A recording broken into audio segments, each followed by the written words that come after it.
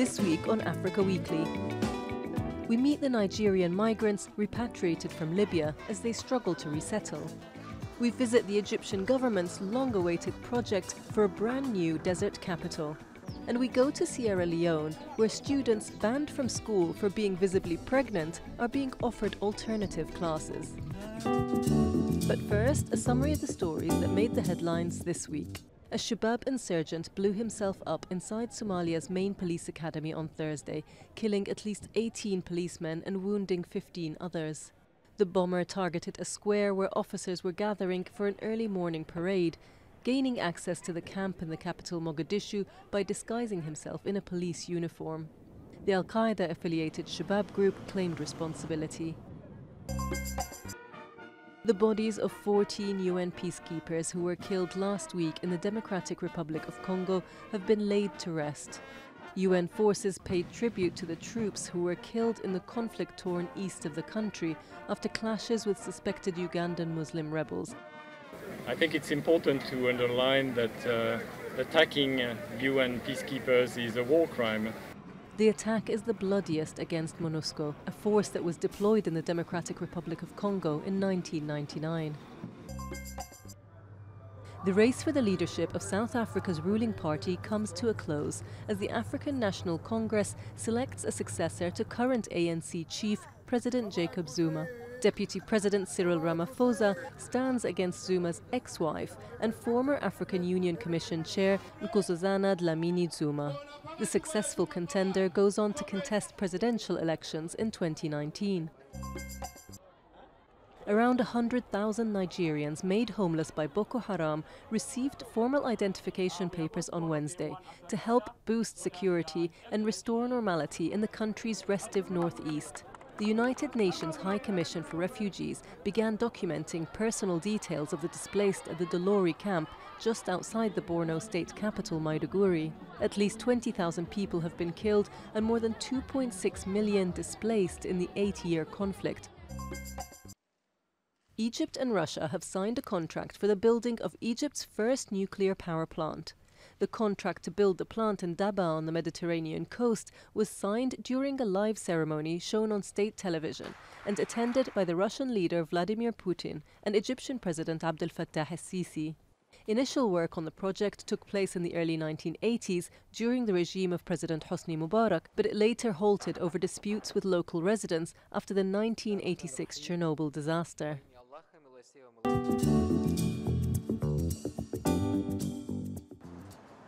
Ozage arrives home from a migrant detention centre in Libya. He spent 4 months there, in cramped, atrocious conditions with hundreds of other people. He wanted to get to Europe and was prepared to pay a smuggler to get him on a boat. He ended up having to give a bribe to Nigerian officials, €380 in all, just to get back home.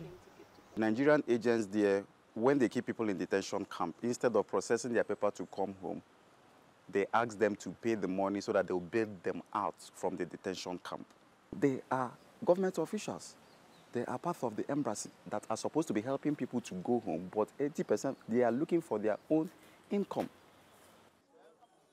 Hundreds of unsuccessful Nigerian migrants are brought home from Libya every week. They're all penniless. Their money's been spent on the failed crossing. Most are from the southern state of Edo. To help them reintegrate, the state government has set up a program with psychologists and professional training.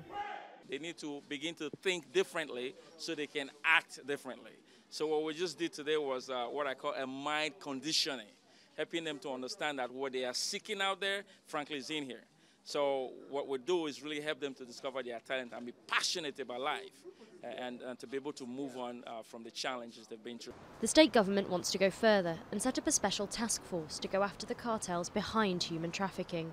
But so far, nothing significant has been done to dismantle the networks, and former migrants are afraid of informing on smugglers. The problem of the government assisting them to fish out these men, because they don't want to start a fight that they cannot finish. So when you report a case to a situation like that, and after 1 month the person is out, it's not encouraging at all. Recent footage purporting to show migrants being sold like slaves in Libya triggered global condemnation. Nigeria's President Muhammadu Buhari says he will help his compatriots stuck there to come back. According to the authorities, that might mean more than 5,000 people. But those who have come back say the figure is even higher.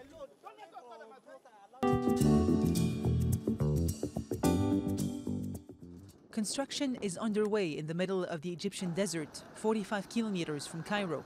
Rising from the sand will be what authorities have dubbed the country's brand new capital, complete with luxury hotels, upscale residential neighborhoods, a modern airport, and a 345-meter tower, Africa's highest.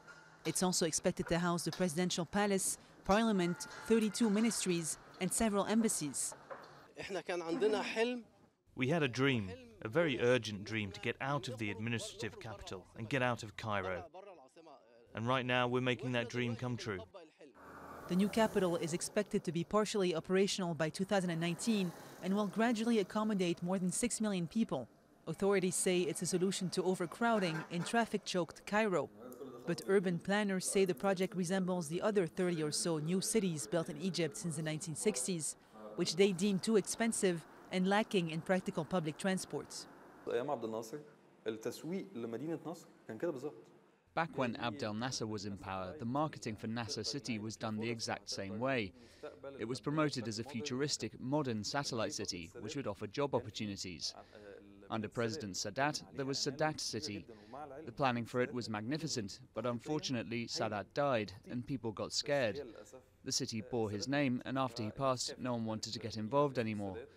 And under Mubarak, there was the idea for New Cairo. New Cairo, a city built in the early 2000s, was originally meant to house 4 million people, but only 1.5 million currently live there. While some view the new capital as bordering on political propaganda, for authorities it's an essential and pioneering project. We are going to use everything modern and state-of-the-art in terms of planning, design, technology and IT. And in the new capital, these new services will be available to all residents. So it will be a smart city. The new capital will officially cost some $45 billion, a pharaonic project, and inflation hit Egypt.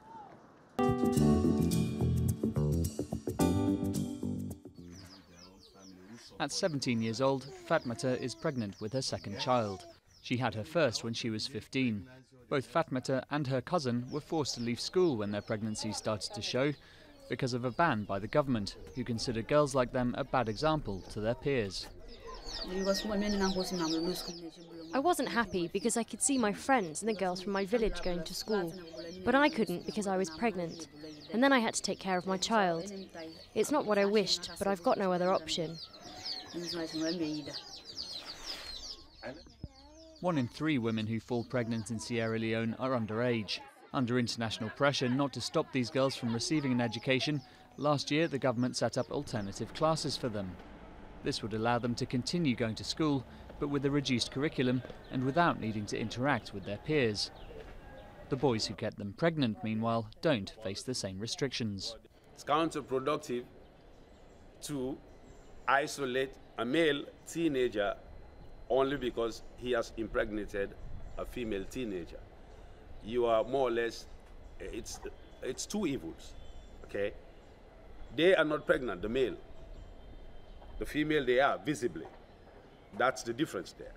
The government says the scheme is a success because 5,000 of the 14,000 girls in the schools for young mothers last year later went back to mainstream education. But that still means more than half slipped through the net.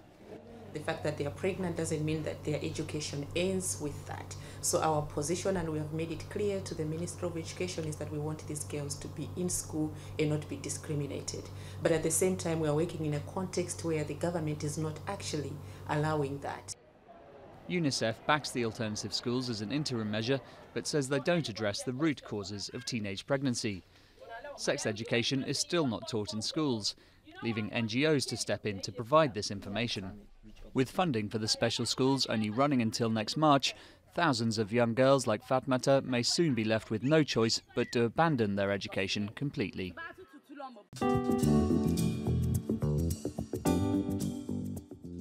Burundi's annual cycling event, the Tour de Burundi, set off this week with President Pierre Nkurunziza taking on the first few kilometres of the course. The 527-kilometre race continues for 5 days.